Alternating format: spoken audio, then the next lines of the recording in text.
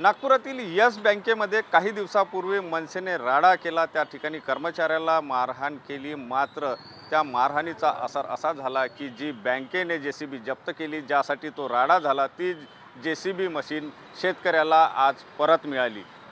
मनसेच्या कार्यकर्त्यांनी इंद्रजित मुळे नावाच्या एका शेतकऱ्याने जेसीबी घेतलेली होती। मात्र त्या जेसीबीचे काही हप्ते थकल्यामुळे बँकेने ती जेसीबी जप्त केली। जप्त केलेली जेसीबी बँकेने हातोहात दुसऱ्या ग्राहकाला विकली आणि त्यामुळे इंद्रजित मुळे यांच्यासमोर मोठा प्रश्न निर्माण झाला।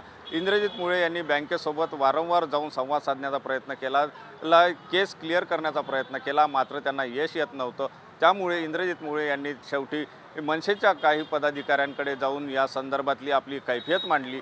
मनसेने मात्र सरळ मार्गाने पहिले बँकेच्या कर्मचाऱ्यांना जाऊन या संदर्भातला जाब विचारला, मात्र त्यावरही काही होताना दिसत नसल्यामुळे मनसेच्या कार्यकर्त्यांनी त्या येस बँकेमध्ये राडा केला, त्या ठिकाणी कर्मचाऱ्याला मारहाण केली, बँकेला कालीज पोचलं आणि या राड्याच्या नंतर 24 तासातच बँकेला जाग आली आणि बँकेने त्या शेतकऱ्याला मेसेज पाठवून तुमची केस आम्ही क्लिअर करतो असा मेसेज पाठवला। त्यानंतर मात्र जर बघितलं तर मनसेच्या कार्यकर्त्यांनी त्यामध्ये मध्यस्थी केल्यानंतर तो जेसीबी जो आहे तो आता शेतकऱ्याला वापस मिळालेला आहे। या शेतकऱ्याला जेसीबी वापस करत असताना मनसेचे पदाधिकारी आणि कार्यकर्ते त्या ठिकाणी उपस्थित होते। त्यांनी जल्लोष त्या ठिकाणी केला आणि जल्लोष करत शेतकऱ्याला त्याच्या जेसीबीची चाबी त्याच्या हातामध्ये दिली आणि शेतकऱ्याने सुद्धा मनसेचे आभार मानले आणि शेतकऱ्याच्या चेहऱ्यावरचा आनंद पाहण्याजोगा होता। कारण शेतकऱ्यांनी सांगितलं की हा जेसीबी म्हणजेच माझ्या कुटुंबाच्या उदरनिर्वाहाचं साधन आहे, याच्यावरून जो पैसा कमवतो त्याच्यावर माझं घर चालत असते, अशा प्रकारची भावना जी आहे ती शेतकऱ्यांनी या ठिकाणी व्यक्त केली।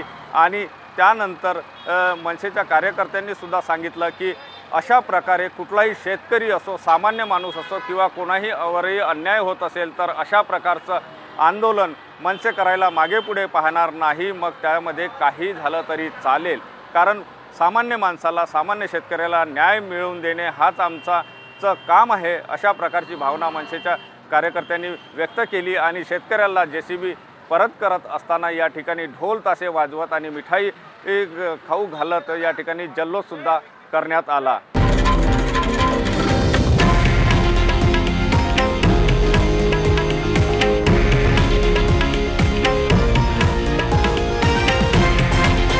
हे आहे देशातील नंबर 1 न्यूज नेटवर्क आणि आपण पाहत आहात TV9 मराठी, एकमेव।